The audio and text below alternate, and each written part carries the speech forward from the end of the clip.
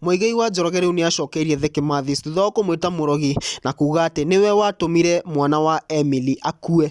Hapo hivyo nimechini na Holy J. Subscribe to Holy J. Holy J TV. Are you holy? Hello guys and welcome back. Of course it's your boy Holy J, na kama huja subscribe kindly consider doing that.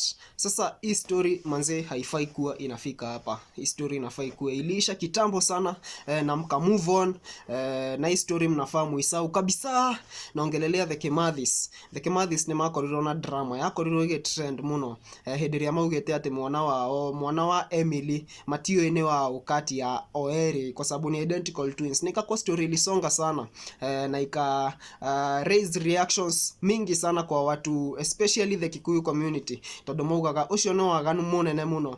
Na mwerereria wa ruriri otoria andu mamwitaga Muigai wa Njoroge ni ariririe ndeto eno na akasema that these people should be punished kwa sababu hiyo ni kitendo mbaya sana wamefanya. Na watu wa rika yake according to mila na culture, andu rika yake rea acio akorino mafati mahure bara nene mbere ya ciana na nigetha ikue funzo kwa hao wengine. Nake Emily ahikithio kwe muthuri mukuru muno na mutheni nigetha aturi aconokaga, na ikakuwa story big sana iliongelelewa, wakarudi wakareveal ukweli na maisha ikaendelea na ikaonekana ni kama things zimerudi normal. And now Emily aliweza kupata mkidi, but even before 1 week was over mkidi akapass na tukaona walikos drama pale hivyo sana kwa ile hospitali ya pale hivyo Olkalao.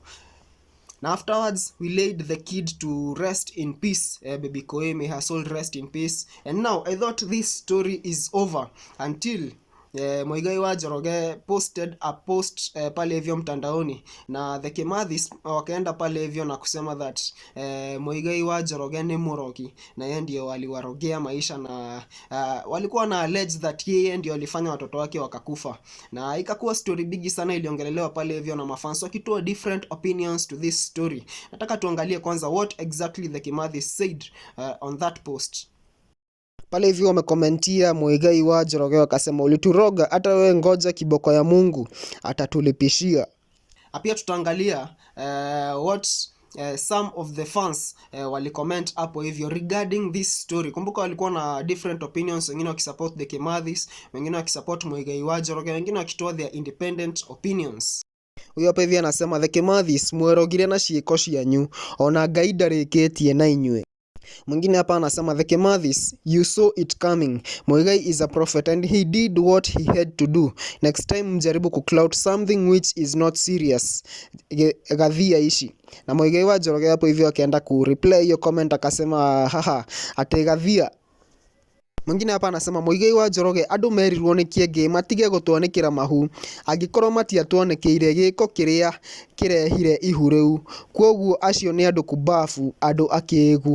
Mwingine hapa hivi anasema the Kimathis, I think makosa yalikuwa yenyu which mliomba msamehewe and everyone took a step to forgive you including Muigai. Who are you not to forgive and move on? Maundu mangima. Nake Muigai wa Njoroge hau arauga mehia ni mohagirwo no waganu ni urihagio. And now Muigai wa Njoroge reply to all this story aki-address the Kimathis, and this is what he said exactly. The Kimathis, gaida kare ka mundu mwaganu athie afuirie atari muherithie hihi mwana ucio wanyu ni atuire. No, watu wangu comment hapo hivyo tuambie maoni yako kuhusu hii story. Tunaendelea kusubscribe, like, share, comment. Tunaendelea kusonga vizuri. In the meantime, it's been your boy Holy J and adios. I'm gonna see you guys in the next video.